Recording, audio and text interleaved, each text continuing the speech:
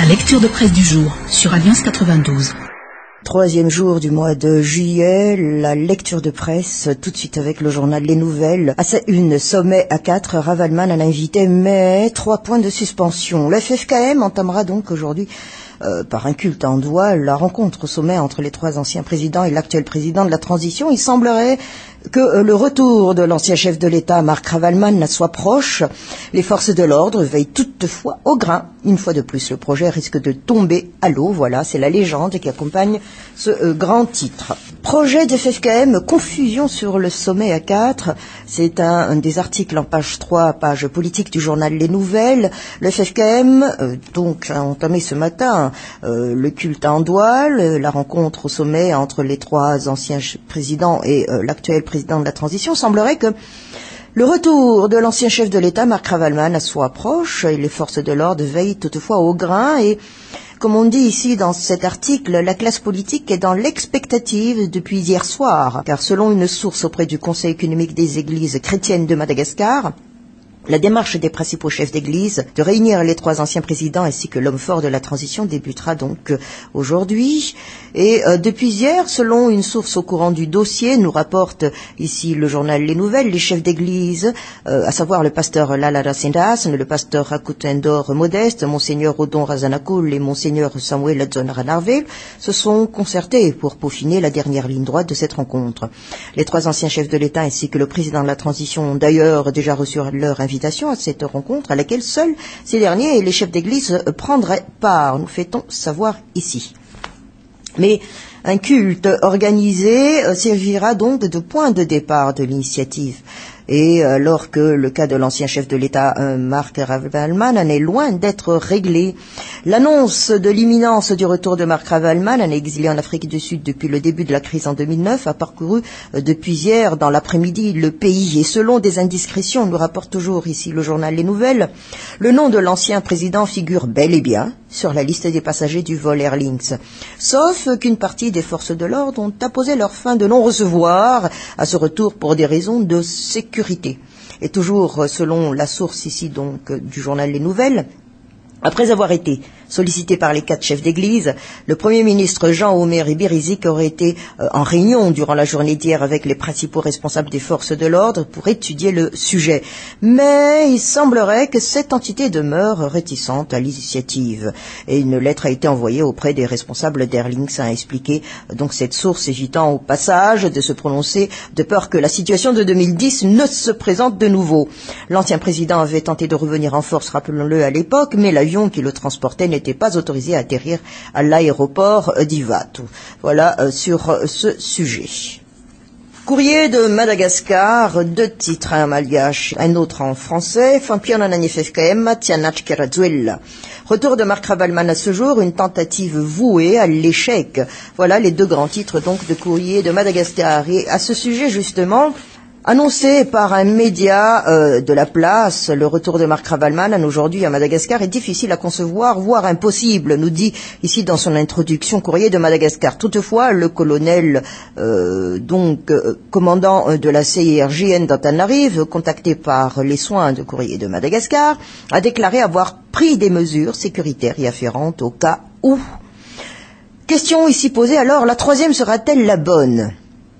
Après 2 tentatives de retour sur sa terre natale, l'ancien président en exil en Afrique du Sud serait de retour à Madagascar ce jour pour participer à la rencontre entre les 4 chefs d'État initiés par le FFKM. Pourtant, les choses s'annoncent difficiles, nous dit ici Courrier de Madagascar. D'ailleurs pour lui, car d'après des sources auprès des forces armées qui ont voulu garder leur anonymat, il a été intimé à la compagnie Air Links, qui devrait l'amener de ne pas l'embarquer dans l'avion de la compagnie.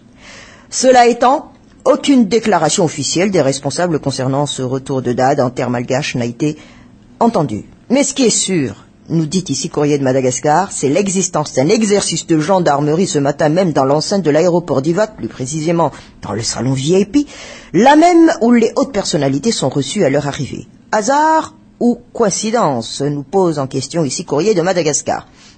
Comme auparavant, eh bien, ce silence des responsables en dit long sur les préoccupations en non-lieu concernant ce retour, mais personne ne veut aller sur le devant de la scène pour prendre la fameuse décision, ce qui arrange les tenants du pouvoir, d'autant plus que le motif de ce voyage est sa participation à la rencontre initiée par le FFKM pour tenter de trouver une issue à la crise qui prévaut actuellement. La Gazette de la Grande Île, à sa une, Marc Ravalman en arrestation cet après-midi, point d'exclamation, c'est son titre ici, mis à la une. Mais voyons plutôt un sujet qui mérite aussi vraiment d'être partagé, c'est quand on parle d'une course sans carte ni boussole. Ici, un article en page 4.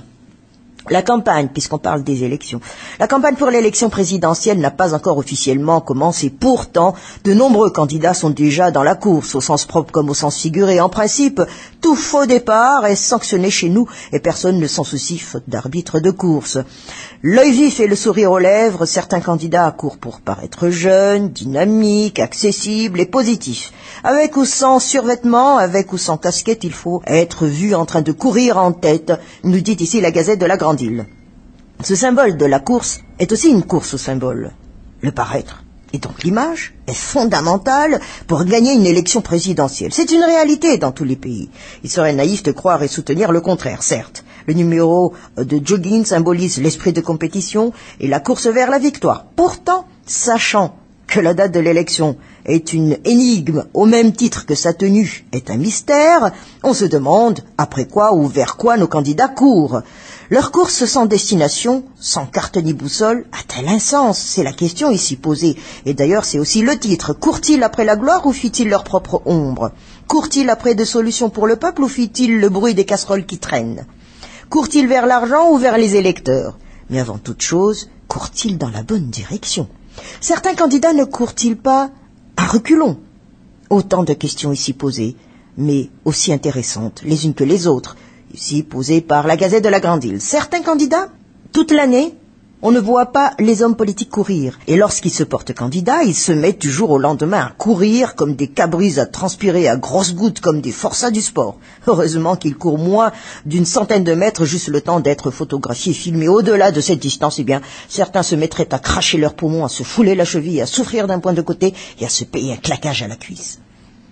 À ce que l'on sache, nous dit ici la Gazette de la Grande Île, si les candidats à la prochaine élection présidentielle ont payé une caution de 50 millions d'ariards, ce n'est pas pour traverser des villes, des villages et des quartiers au pas de course, c'est pour avoir le droit et l'obligation de promouvoir un projet de société. Les candidats couraient-ils pour ne pas s'exposer des questions sur ce point? Une autre question posée. Sur le bord du parcours, la population observe avec amusement, mépris ou indifférence, ces coureurs du dimanche qui trottent quelques minutes pour la postérité avant de mettre une serviette sur la nuque et de repartir aussitôt dans leur voiture de luxe. Le peuple est tellement fatigué d'effectuer une course d'obstacles au quotidien pour trouver à manger qu'il n'a pas la force, le temps et le moral pour effectuer des joggings de parade. Il voit que la foulée des politiciens paraît déterminée, mais il sait aussi que le culte de l'effort et le sens du défi s'étiolent une fois que le candidat est parvenu au pouvoir. Le concitoyen aimerait que cesse la course politique actuelle qui le mène à la folle allure vers un précipice. Au lieu de regarder une course de fond, il préférerait entendre des débats de fond. Dixit, la Gazette de la Grande Île. Arrivée de Marc Ravalman à ce jour, les chefs militaires demandent le report. C'est ici le titre donné par Midi Madagascar. Mais de réunion en réunion, voilà un autre sujet encore, conclave des acteurs politiques au panorama ce vendredi. Voilà, c'est un des articles en cahier politique de Midi Madagascar. Ainsi, le comité de suivi et de contrôle de la mise en œuvre de la feuille de route prévoit organiser vendredi prochain une nouvelle rencontre de tous les acteurs politiques malgaches. Et cette rencontre est identique au conclave qui s'est tenu dernièrement au centre de conférence internationale d'Ivat le 3 juin dernier, a fait savoir donc le président du CSC. Par contre, contrairement au conclave d'Ivat, qui a vu la présence de toutes les forces vives de la nation, seules les entités signataires de la feuille de route et les représentants des différentes institutions de la transition, entre autres la présidence, le gouvernement, le CMDN, le CST et le CT, seront invités à cette énième rencontre malgache qui se tiendra donc vendredi après-midi, et ce, à l'hôtel Panorama. La question est de savoir, nous dit ici Midi Madagascar, si les entités protagonistes parviendront à trouver un consensus à propos des points de discorde actuels, à savoir le retrait de la candidature de la Laura Ravalman, Andra Duel et Didier Ratir et l'ordre des élections. Pour leur part, les candidats à l'élection présidentielle sont exclus de la rencontre. Même topo pour les chefs d'église membres du FFKM et les politiciens qui ont seulement participé à la signature de la feuille de route. Ils ne voient toutefois aucun inconvénient si les résultats du sommet tendent vers le grand pardon et la réconciliation. Certains observateurs estiment que le CSC a décidé d'organiser cette rencontre uniquement dans l'intention de torpiller le projet du FFKM de concrétiser la tenue du sommet des 4 chefs de file des mouvances ce week-end.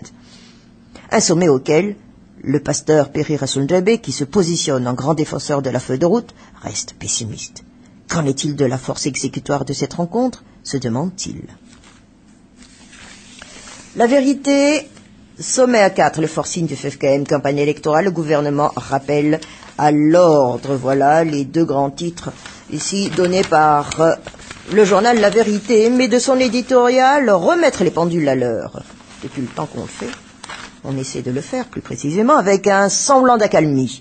L'effervescence reprend de plus belle sur l'échiquier politique malgache et cette semaine est riche en événements. Allant donc de la rencontre de la Sénite avec les signataires de la feuille de route jusqu'à la descente des rues échauffoutées par les 23 membres du CST Libogé pour samedi prochain en passant par le sommet des 4 chefs d'État organisé par le FFKM. Si c'est pour remettre les pendules à l'heure, l'initiative du FFKM est louable, nous dit ici l'éditorialiste.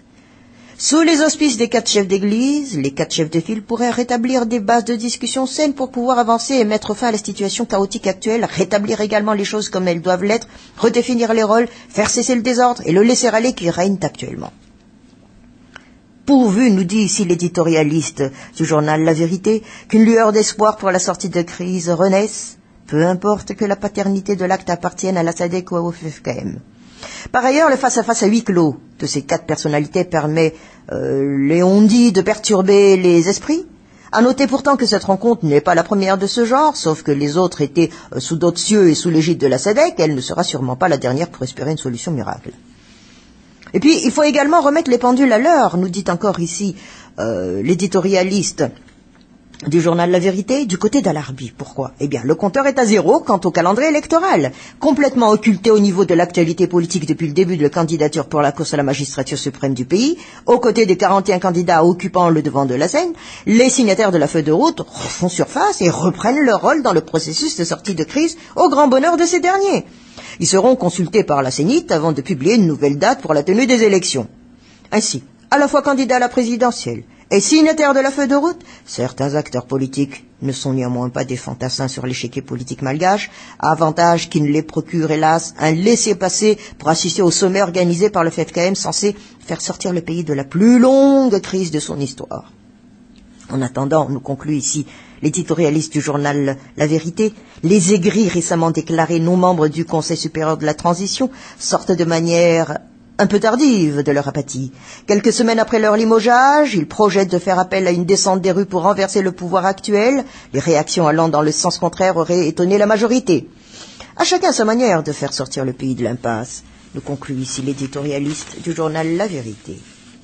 L'Express de Madagascar, nouvelle transition, le projet du FFKM compromis. Et puis, parlons un peu d'un autre sujet, mais toujours dans le tourbillon de notre crise, le carburant, l'État gère de nouveau les prix, nous fait-on savoir.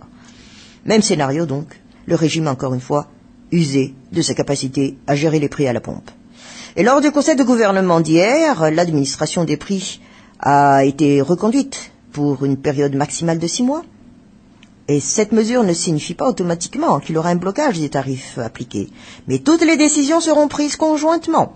L'administration des prix par l'État est reconduite, ce qui signifie que les tarifs seront fixés tous les mois. Ceux qui seront appliqués devraient découler d'une entente entre le secteur public et les pétroliers. Voilà ce qu'expliquait donc cette source bien informée, nous dit ici l'Express de Madagascar. En tout cas, 3 scénarios ont été dessinés durant cette réunion. Le premier est cette entente entre les 2 parties sur les prix à appliquer.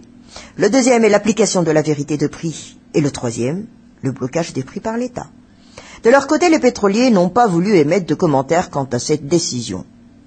Mais, ici, On nous dit que lors de la réunion du lundi, aucune mesure n'a été prise par rapport à la décision du Conseil de gouvernement. Nous n'avons pas encore eu de rapport à ce propos. Je ne suis pas informé de cette mesure, donc nous ne pouvons pas nous prononcer pour le moment. Voilà ce qu'a déclaré donc une source auprès du groupement des pétroliers. Et cette mesure ne répond pas aux attentes du groupement des gérants libres de stations-service qui a revendiqué début juin la libéralisation du secteur, nous dit ici cet article de l'Express de Madagascar. Une idée qui ne fait pas l'unanimité. L'application de la vérité de prix n'est pas dans l'intérêt de tout le monde. Cela pourrait provoquer de vives tensions. L'administration des tarifs est un moyen pour l'État d'éviter cette situation, a indiqué un économiste. Nous souffle ici l'Express de Madagascar. Et l'on achève notre lecture de presse avec Madagascar Matin, suspension de toute forme de campagne électorale pour une durée indéterminée. Puis la charrue avant les bœufs, tout un art, 3 points de suspension, c'est le titre ici de Point de mire du journal Madagascar Matin. Il ne se passe pas un jour sans qu'on entende telle ou telle promesse, programme ou décision, ou quelques mois après se révèlent être des leurs après lesquels on court presque à l'aveuglette. Cela fait penser à ces chevaux de trait aux yeux garnis d'œillères qui avancent et qui avancent là où on veut bien qu'ils aillent. Un peu triste tout de même de constater que l'on ait fait miroiter monts et merveilles aux usagers de transport public de la capitale avec ces nouveaux bus chinois, supposés être importés de Chine, avec toutes les facilités possibles et imaginables et qui se retrouvent au final être des miroirs aux alouettes vu les tonnes de difficultés à honorer le délai de livraison de juin dernier.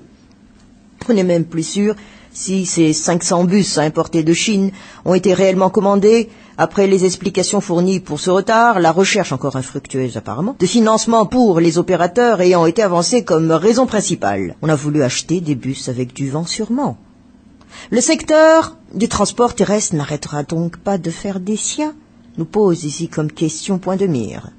Hors de la capitale, du côté de Mahajang, si on parle toujours de transport, les tireurs de pousse-pousse et les taximens de la ville se sont de nouveau remis en grève, rejetant en bloc la décision prise vendredi limitant le nombre de véhicules pour le transport public, à savoir 5000 pousse-pousse, 450 taxis-villes et 100 tricycles, c'est ce qu'on appelle bajaj, autorisés à opérer dans la ville de Mahajang. Le reste n'auront donc qu'à se tourner les pouces. À chaque corporation, donc, de se défendre elle-même comme elle peut. À moins que ces associations du genre de réseau de défense des droits des consommateurs ne viennent monter au créneau pour défendre ceux qu'ils se font avoir. Et dernièrement, justement, le RNDC a demandé l'annulation de la redevance de sûreté aéronautique, redevance qui a fait d'ailleurs beaucoup couler d'encre depuis son instauration. À ce qu'il paraît, pour le RNDC du moins, cette redevance n'est qu'une arnaque pure et simple, vu que l'utilisation exacte de la somme perçue est suspicieuse. Encore un argument à mettre dans l'escarcelle des détracteurs de la redevance. On a l'art, nous dit ici Point de mire, de foncer dans le tas pour se rétracter après coup. Et ce ne sont pas ces étudiants en Chine qui se croyaient être des boursiers, qui se retrouvent avec des frais de scolarité et de loyers impayés actuellement, qui diront le contraire. Dommage pour ces jeunes qui se verront être rapatriés au final, faute de paiement des bourses. Encore que parmi eux, il y en a qui poursuivent des études dans des filières déjà existantes dans la grande île, le comble. Mais rien n'étonnera plus dans la grande île, pas même les révélations du colonel Florent Rakutman sur l'existence de mercenaires sur cette île opérant comme garde-corps, armés semble-t-il de quelques personnalités ou louant leur service au plus en France sans aucune autorisation pour exercer cette fonction. Mais cela existe-t-elle réellement ici, nous pose encore comme question Point de mire à Madagascar. Des faits que l'on sait exister, mais dont on laisse faire quand même. On est encore loin du bout du tunnel à ce rythme quand on sait qu'une des solutions, une conférence au sommet A4 avancée par le FFKM a déjà une date fixée depuis demain, 4 juillet, sans que les participants, parties prenantes, en soient conviés officiellement. Étrange comme procédé, si ça s'avère être exact, mais on vit dans un pays où tout semble possible à partir du moment où l'on en parle, comme nous dit le Point de mire.